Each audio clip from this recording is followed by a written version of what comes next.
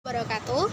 Perkenalkan, nama saya Rintu Rahyuni dengan NIM 120 40 60 100. Di sini saya akan menjawab soal UAS yang telah diberikan oleh Pak Hayoridin.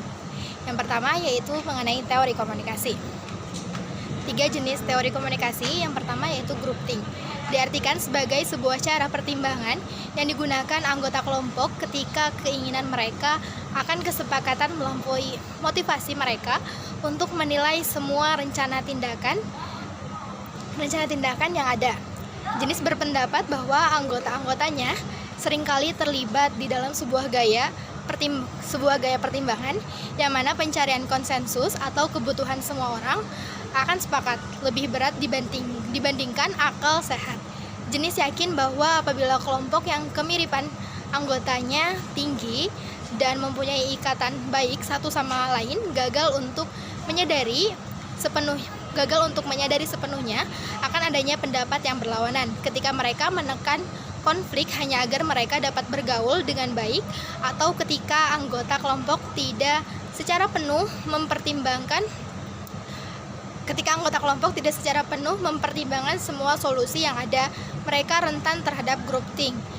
Yang kedua yaitu teori strukturasi, merupakan teori yang menepis dualisme, pertentangan, dan mencoba mencari linkage atau pertautan setelah terjadinya pertentangan tajam antara struktur fungsional dengan konstruksionisme fenomenologis. Giddens tidak puas dengan teori pandangan yang dikemukakan oleh struktural fungsional yang menurutnya terjebak pada pandangan naturalistik. Pandangan naturalistik mereduksi aktor dalam struktur, kemudian sejarah dipandang secara mekanis dan bukan suatu produk kontingensi dari aktivitas agen. Tetapi Giddens juga tidak sependapat dengan konstruksionisme fenomenologis yang bagiannya disebut sebagai berakhir pada imperialisme subjek. Itu yang ketiga yaitu teori informasi organisasi memiliki kedudukan penting dalam ilmu komunikasi. Karenanya menggunakan komunikasi sebagai dasar atau basis bagaimana mengatur atau mengorganisasikan manusia dan memberikan pemikiran rasional dalam memahami bagaimana manusia berorganisasi. Seorang expert di bidangnya, Carl Weick, mengembangkan suatu pendekatan untuk menjelaskan proses organisasi dalam mengumpulkan, mengelola, dan menggunakan informasi yang diterimanya. Weick melibat organisasi sebagai suatu sistem yang menerima berbagai informasi yang membingungkan dan multitafsir dari lingkungannya dan berusaha untuk memahaminya. Dengan demikian, menurut teori ini, organisasi dalam perkembangannya akan mengalami evolusi seiring dengan upaya organisasi untuk memahami diri sendiri dan lingkungannya. Fokus dari teori informasi organisasi adalah komunikasi informasi, hal yang sangat penting dalam menentukan keberhasilan suatu organisasi. Sangatlah jarang satu orang atau satu bagian pada perusahaan memiliki seluruh informasi yang diperlukan untuk dapat menyelesaikan tugasnya. Informasi yang dibutuhkan berasal dari berbagai sumber. Namun demikian, tugas mengelola atau memproses informasi tidaklah sekedar bagaimana memperoleh informasi. Bagian tersulit adalah bagaimana memahami informasi dan mendistribusikan informasi yang diterima itu di dalam organisasi. Contoh penelitian dari teori grouping yaitu hubungan fenomena grouping dengan gaya kepemimpinan Ketua RT di Desa Cikarawang yang diakses dari jurnal ipb.ac.id. Masalah penelitian tersebut yaitu fenomena grouping dapat dilihat melalui rapat pertemuan RT dengan cara menganalisis tingkat partisipasi masyarakat dalam setiap pertemuannya. Partisipasi masyarakat dalam penelitian ini diperoleh dari tingkat fenomena grouping dalam lingkup RT yang diukur melalui 8 gejalanya. Apabila terdapat sedikitnya 4 gejala grouping di dalam pertemuan RT, maka dapat dikatakan bahwa pertemuan RT tidak berjalan secara partisipatif. karena tingkat pemikiran kritis anggota RT yang rendah. Fenomena groupthink yang terjadi dalam pertemuan RT dapat dipicu oleh 3 faktor. Di antaranya yaitu adalah pemimpin kelompok yang dominan, kohesivitas kelompok yang tinggi, dan situasi provokatif kelompok yang mempengaruhi tindakan anggota. Selain itu, faktor lain yang diduga berhubungan dengan besarnya fenomena groupthink di dalam kelompok pertemuan RT adalah gaya kepemimpinan, diantaranya yaitu gaya otoriter dan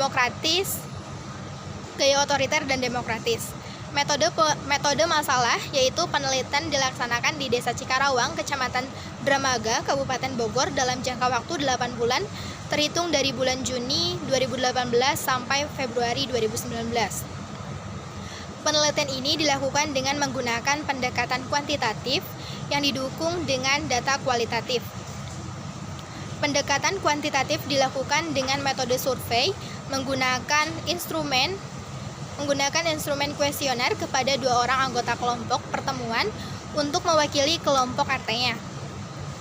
Sehingga total keseluruhan responden sebanyak 60 orang. Data kualitatif diperoleh dengan melakukan observasi terhadap pertemuan kelompok RT di RW 2 dan wawancara mendalam kepada informan dengan menggunakan panduan pertanyaan orang-orang yang dijadikan informan, antara lain sekretaris desa, ketua RW, ketua RT, dan masyarakat yang terlibat aktif dalam pertemuan RT. Jenis data yang digunakan dalam penelitian ini yaitu data primer yang diperoleh melalui metode survei dan observasi lapang. Sedangkan data sekunder didapatkan dengan melihat monografi Desa Cikarawang. Unit analisis penelitian ini adalah kelompok pertemuan RT dengan melakukan pengukuran terhadap gaya kepemimpinan ketua RT melalui konteks kegiatan 17 Agustus dan pengukuran fenomena groupthink pada semua aspek kegiatan di dalam kelompok pertemuan. Teori yang digunakan dalam penelitian ini yaitu teori groupthink, yang merupakan model berpikir orang ketika mereka terlibat secara mendalam di dalam kelompok yang kohesif, di mana semua anggota berjuang untuk kebulatan suara dalam proses pengambilan keputusan yang dilakukan dengan cara mengesampingkan motivasi mereka untuk menilai program alternatif dan memberikan tekanan pada anggota untuk mematuhi dan mencegah ide yang tidak sejalan. Kemudian keterkaitan antara teori dan kajian dalam penelitian. Berdasarkan hasil penelitian ini, dapat diketahui bahwa fenomena groupthink yang terjadi pada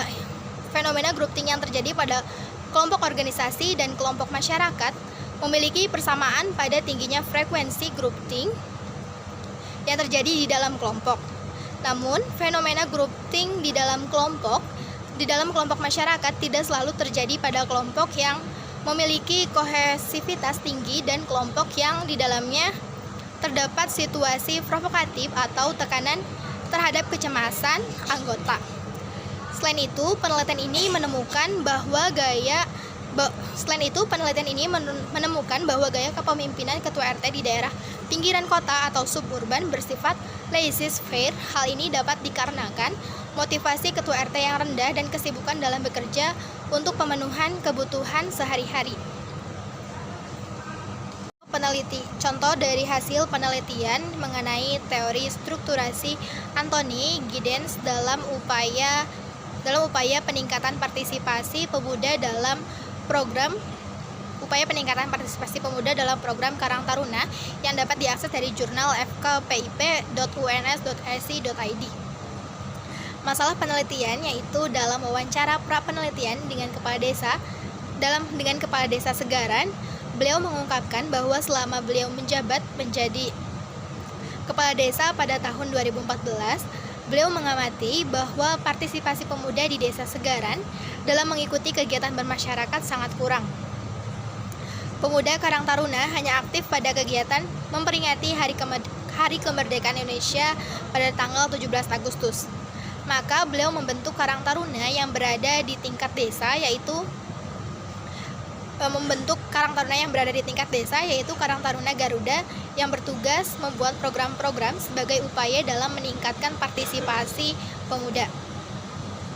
Secara rinci, penelitian ini memiliki 3 pertanyaan pokok, yaitu pertama, bagaimana upaya peningkatan partisipasi pemuda dalam program-program Karang Taruna. Yang kedua, bagaimana peran yang dilakukan oleh agen di Desa Segaran untuk meningkatkan partisipasi pemuda dalam program Karang Taruna.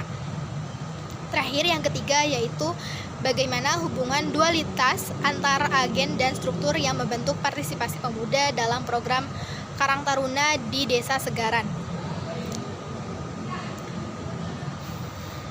Karang Taruna di Desa Segaran Kecamatan. Metode penelitian yang dilakukan dalam jurnal tersebut yaitu penelitian ini dilakukan di Desa Segaran, Kelangu, Klaten. Dalam penelitian ini menggunakan metode penelitian kualitatif yang berusaha menggali informasi sebanyak-banyaknya. Kemudian penelitian ini menggunakan teknik purposive sampling dengan pertimbangan seperti informan yang dipilih merupakan aktor-aktor yang menguasai data yang dibutuhkan menggunakan teknik pengumpulan data dengan cara wawancara, observasi, dan studi dokumentasi. Uji validitas data dilakukan melalui proses triangulasi data. Kemudian teori yang digunakan dalam jurnal tersebut yaitu teori strukturasi Anthony Giddens. Inti dari teori strukturasi terdiri dari beberapa konsep sosiologi. Konsep-konsep tersebut saling terkait satu sama lain menjadi suatu bagian yang tak terpisahkan dalam memahami teori strukturasi, yaitu agensi dan tindakan. Bagi Giddens, individu adalah agen yang memiliki pengetahuan banyak, knowledgeable agent, dan kemampuan memahami tindakannya sendiri. Mereka bukan lapisan budaya atau para penopang hubungan sosial belaka. Akan tetapi mereka adalah para aktor terampil yang memiliki pengetahuan yang banyak tentang dunia yang mereka geluti. Aktor-aktor tidak hanya melihat aktivitas-aktivitas dan mengharapkan aktivitas tersebut. Keterkaitan antara teori dan kajian dalam penelitian jurnal ini yaitu berdasarkan hasil penelitian dan pembahasan tentang analisis teori strukturasi Anthony Giddens dalam upaya peningkatan partisipasi pemuda dalam program Karang Taruna. Studi kasus pada Karang Taruna Garuda Desa Segaran, Delanggu, Klaten dapat ditarik kesimpulan sebagai berikut. Yang pertama yaitu upaya yang dilakukan oleh aktor-aktor dalam masyarakat untuk meningkatkan partisipasi pemuda di Desa Segaran berjalan dengan baik meskipun belum merata kepada keseluruhan jumlah pemuda yang ada di Desa Segaran. Dengan adanya sosialisasi tentang pentingnya berorganisasi dan ajakan dalam program-program Karang Taruna, pemuda Desa Segaran sudah mulai sadar akan pentingnya berpartisipasi dalam program-program yang dilaksanakan oleh Karang Taruna demi memajukan desa. Walaupun belum semua pemuda sadar akan tanggung jawabnya, tetapi di Desa Segaran, Karang Taruna, tingkat RW menjadi kembali aktif. Upaya-upaya tersebut sampai saat ini masih dilakukan secara terus-menerus dan dilakukan pembaruan program dari waktu ke waktu dengan proses evaluasi dan monitoring yang dilakukan oleh Karang Taruna tingkat desa.